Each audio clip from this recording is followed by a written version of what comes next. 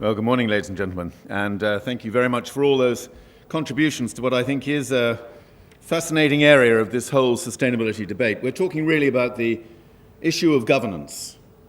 What is the respective role for government, for business, and for civil society?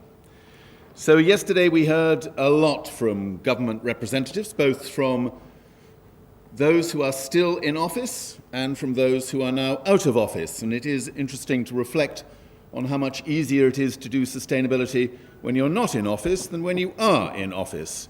And I think that was a rather sobering reminder yesterday. So I just want to start, if I may, by touching on this issue of the boundary conditions. What is the role of government? What is the role of civil society? And what is the role of business? This is quite important because in our proceedings so far here at the summit, we have quite properly emphasized the critical importance of business and what business is now contributing to the total sustainability efforts globally. Just to be clear, however, business earns its license to operate from civil society and from government. Business does not have a direct mandate from the people to rescue those people from unsustainable consumption. It earns its license to operate from civil society as consumers and from government as regulators, taxation bodies, and so on. Now, for me, this is really quite an important point because sometimes you do get the impression that it is business that is now going to take us through to the holy land of sustainability. And somehow governments and civil society are becoming rather less relevant than they used to be in the past. And I just think we need to stop and consider the implications of that. Government is still critical in this process, both in terms of stopping people doing bad things, and as we heard from Bitu earlier in this session, very eloquently, there are still so many bad things going on in this world that we desperately need governments to intervene to stop them happening, but also in terms of enabling business to do good things. And unfortunately, governments today are responding in a very poor way to frame markets to make it possible for business to do the good things they could be doing. But this is important because in this debate today you hear a I think regrettable undercurrent of deregulatory, anti-regulatory rhetoric from many parts of the business community. We heard it yesterday. A number of people said yesterday, we don't really need governments to mandate any of this. We can do it all voluntarily. Now, let's be completely serious about this. Any business that is serious about sustainability will know that good regulation is not the enemy of sustainable wealth creation. It is the enabler of sustainable wealth creation. And we have to stress this at a time when governments all around the world seem to be stepping back from the business of regulating and legislating for sustainable markets. I'm absolutely clear about this. Governments the world over are failing us in the most extraordinary way. Whether we're talking about rich countries or poor countries, democracies, autocracies, north or south, governments are failing us the world over.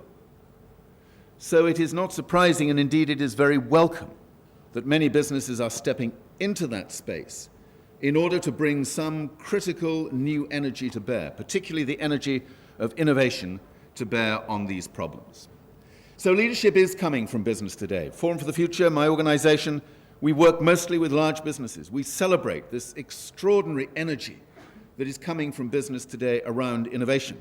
Together with Terry, we launched this publication here at the summit, India, Innovation Nation, celebrating a lot of the innovation going on in India today. And we heard from Mr. Valluri what Ingersoll Rand is now doing around food security, trying to get to grips with food waste through the cold chain, and many other issues and ideas of that kind. This innovation is absolutely fundamental to creating a sustainable world. Having said that, we have to be very careful about understanding where we still are in the world today. There are two great illusions about corporate sustainability today that I just need to challenge us all about. The first is the assumption that we're somehow doing okay.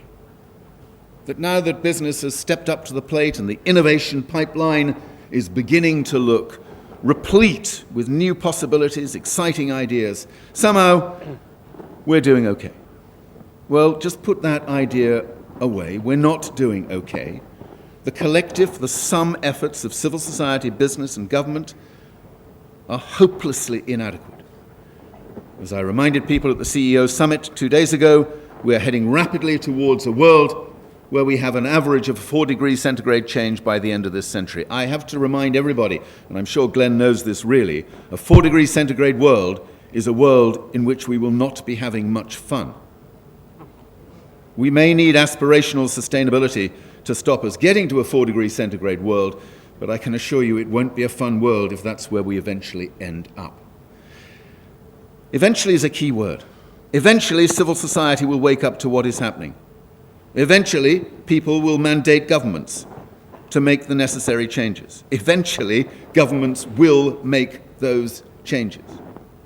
That is our reality. That is the inevitability of ignoring this physical reality today. So my final illusion I just want to puncture here today is the idea that somehow there will be no losers in this move towards a more sustainable world. We heard it explicitly spelled out in the opening sessions that there need be no losers in a more sustainable world. Well, look, there are going to be a lot of losers. We are going to see trillions of new dollars of economic value created, and we're going to see trillions of dollars of economic value destroyed. As good capitalists, that should really excite you, because that is the process of change. It isn't going to be a painless change. It is going to be incredibly painful. There will be winners and losers. We heard from Mr. Anderson about the city of Copenhagen. Copenhagen will be a winner. My home city, London, do I think London's going to be a winner? No, I don't. We are pretty ill prepared when it comes to these things. Some cities are waking up to this and realizing there will be winners and losers. Some companies are waking up to this and realizing there will be winners and losers. Interesting to hear from a company like BMW now, facing a fascinating innovation challenge.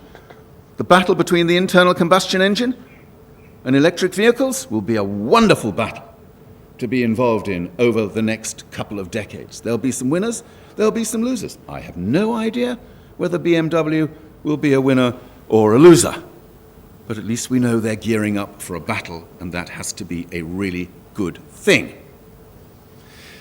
So as we talk about dematerialization, resource efficiency, decarbonization, just spare a thought for the losers in this process as well as the winners.